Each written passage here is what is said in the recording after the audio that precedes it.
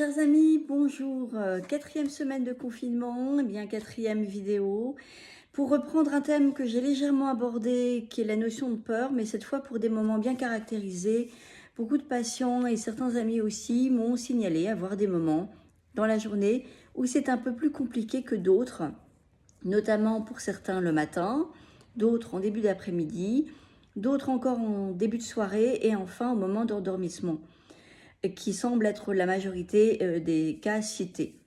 Alors, ces moments sont un peu particuliers parce qu'en fait, ce sont des moments de pic d'angoisse, donc des effets de stress très particuliers qui ne sont pas des moments de stress habituels et qui sont vraiment propres à la survenue du confinement. D'où l'idée de pouvoir vous apporter quelques outils qui, j'espère, pourront vous aider. Une fois encore, je vous conseille un ouvrage. Alors celui-ci, il est très lourd parce qu'il est très épais, qui est la psychologie de la santé, qui a été coécrit par Olivier Desrichard, que je salue au passage, Jean-Paul Moati, et qui a été écrit par Jeanne Ogden, donc en psychologie sociale et de la santé. Alors pour ma part, j'ai toujours mes notes, bien sûr. Pour reprendre la notion de stress, je voulais juste vous rappeler que le stress, c'est finalement la perception d'une situation que l'on juge menaçante, et parce qu'on la juge être menaçante, elle va générer chez nous un changement physiologique, émotionnel et du coup comportemental. Vous comprenez bien que le stress, il va dépendre du coup d'une perception d'une situation. On va parler d'ailleurs de stress psychique quand on veut vraiment pointer du doigt la subjectivité d'observation et d'analyse d'une situation. On parle aussi de stress social lorsque le changement relationnel a pu nous impacter, comme le décès d'une personne ou comme une rupture sentimentale ou encore une situation de confinement comme celle à laquelle nous sommes confrontés. L'idée aujourd'hui est donc de pouvoir trouver des astuces pour gérer ces situations de stress. Alors il faut bien que vous ayez l'esprit qu'en fait, ces moments, que ce soit le matin ou début d'après-midi, ou soirée, début de soirée, au moment de l'endormissement, je scinde les deux catégories pour deux raisons. Parce que souvent, le matin ou le début d'après-midi, eh bien, ils sont à une connotation d'activité ou de non-activité. C'est-à-dire qu'on se lève le matin pour aller travailler et on peut partir manger ou pas et on repart travailler. Et là, lors de la situation de confinement, eh bien, finalement, on reste à la maison pour travailler pour les trois quarts d'entre nous et le rythme de travail, le rythme du quotidien ont été modifiés. Et il est possible que ce changement perturbe à la fois notre habitude, mais aussi notre perception de la situation. Et c'est ce changement de perception de la situation qui peut générer un état de stress pour vous. Il s'agit, et c'est important que vous le repériez, pour ces 4 moments au matin, début d'après-midi, début de soirée et au moment de l'endormissement, que vous essayez de percevoir quelles sont les croyances qui gravitent autour de ces moments-là pour vous. Alors quand je parle de croyances, la plus vulgaire, c'est celle de croire que les femmes n'ont pas le sens de l'orientation. Et de pouvoir oser la remettre en cause, c'est de considérer que, tiens, Chantal est une femme et elle a un très bon sens de l'orientation, et tiens, moi j'ai un très bon sens de l'orientation, je suis une femme, tiens, et si Chantal et moi avons toutes les deux un bon sens de l'orientation, il y a de fortes chances que d'autres femmes aussi aient un excellent sens de l'orientation, et que finalement cette croyance qui est devenue populaire soit absolument erronée. Et du coup, de pouvoir la remettre en cause. Là, c'est pareil. Alors, je vais continuer avec la scission matin, début d'après-midi et soirée, endormissement. Le matin et l'après-midi, il est possible que vous ayez fait une connexion entre je me lève, je pars travailler et je suis active parce que je me déplace. Ici, le fait de rester chez vous et donc de ne pas vous déplacer peut vous amener à une autre croyance que ne pas bouger, c'est ne pas être travailleur, c'est ne pas pouvoir être actif. Si c'est le cas, alors autorisez-vous à remettre en cause cette croyance. Tout comme pour le début d'après-midi. Est-ce que le fait de ne pas me déplacer peut me perturber dans ce sens? Vous avez dans d'autres types de croyances le fait que si je suis tout le temps à la maison, c'est que je suis en vacances. Et vous voyez que ces croyances-là, elles touchent aussi à des vérités vécues parce qu'elles touchent à vos habitudes. Et donc, le lien entre votre éducation, pour travailler, il faut se déplacer, il faut bouger, etc., et à la maison, on ne fout rien, ça peut créer une contradiction qui peut du coup générer cet état de stress que vous ressentez à ces moments-là. Maintenant, pour le début de soirée et le moment d'endormissement, eux vont être moins attachés à la notion d'activité, mais un peu plus à la notion de cocon, d'entourage, d'amitié, et du coup, rendre saillant une certaine solitude, rendre saillant un certain bilan de vie. Qu'est-ce que j'ai fait de ma journée? Est-ce que je suis seule ou est-ce que je suis bien entourée? Est-ce que j'ai su supporter mon entourage? Donc toutes ces problématiques vont ressurgir.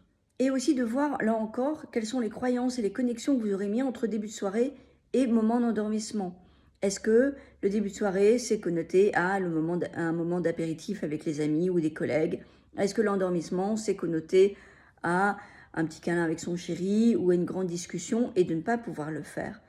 Là encore, de pouvoir voir quelles sont les croyances que vous attachez à ces moments-là, quelles sont les habitudes aussi que vous avez attachées à ces moments-là, et du coup, ce qui peut perturber votre perception de la situation actuellement. Il s'agit aussi de repérer finalement ce que vous perdez dans ces moments-là, et les peurs aussi peut-être que vous anticipez de perdre. Je donne un exemple, pour le matin et début d'après-midi, je peux craindre de manquer d'idées, de ne pas être assez fatiguée et du coup craindre de ne pas avoir fait tout ce qu'il fallait faire. Le soir ou au moment d'endormissement, je peux craindre de ne pas être assez fatiguée, là encore, et du coup que mon organisme ne s'endorme pas. Et donc ça va être des peurs que l'on va anticiper et pour lesquelles il va essayer de prendre du recul et finalement de rationaliser ses peurs pour les objectiver, dire non, je peux très bien être super active toute la journée et être très fatiguée le soir, je peux très bien rester à la maison et être active, il suffit juste de m'organiser. Il y a d'autres petites aides qui vont pouvoir renforcer votre positivité et diminuer votre état de stress. D'abord, le soutien social. Le soutien social, c'est quoi? C'est d'avoir une ou plusieurs oreilles attentives. Quand je dis attentive, c'est vous écouter pas en regardant une émission ou en lisant un bouquin, mais vraiment de vous écouter d'une oreille intéressée et de pouvoir vous renvoyer un feedback. L'important est que ce feedback puisse être positif. Vous vous doutez bien que si on vous dit « mais non, t'inquiète pas, de toute façon, regarde, en Chine, ils s'en sortent mieux, nous, on se ressortira, c'est une affaire de patience », c'est toujours plus porteur et rassurant que quelqu'un qui va vous dire « ah oui, mais même Nostradamus nous l'avait dit, donc c'est une catastrophe ». Donc, il ne s'agit pas seulement d'être écouté et d'une oreille attentive, mais que cette oreille attentive puisse être porteuse de propos positifs. Ce soutien social, il touche aussi finalement un regard que l'on porte sur vous. Et autant que faire se peut que ce regard soit positif. Oui, mais tu t'en es toujours sorti, donc il n'y a aucune raison que tu ne t'en sortes pas encore une fois. Bien au contraire, le soutien social peut être négatif si la personne porte sur vous un regard plutôt négatif, du genre, de toute façon, tu fais jamais rien de ta vie, tu fais toujours les mauvais choix, donc là encore, regarde, tu as une très mauvaise hygiène de vie, tu vas le choper, c'est sûr. Ça, forcément, c'est à éviter. Essayez de multiplier le soutien social. Alors, on dit qu'il nous en faut 3-4, histoire d'équilibrer entre la qualité d'écoute, la qualité positive des feedbacks et la qualité positive du regard que l'on porte sur vous. Un deuxième appui va être le self-control. C'est quoi le self-control? C'est la capacité que vous aurez, vous, à vous sentir maîtriser la situation. Ce self-control, il va être tributaire de la confiance que vous avez à la base de vous-même. Si je sais que d'habitude je suis indépendante et que je m'en sors généralement bien, alors je vais être confiante envers moi.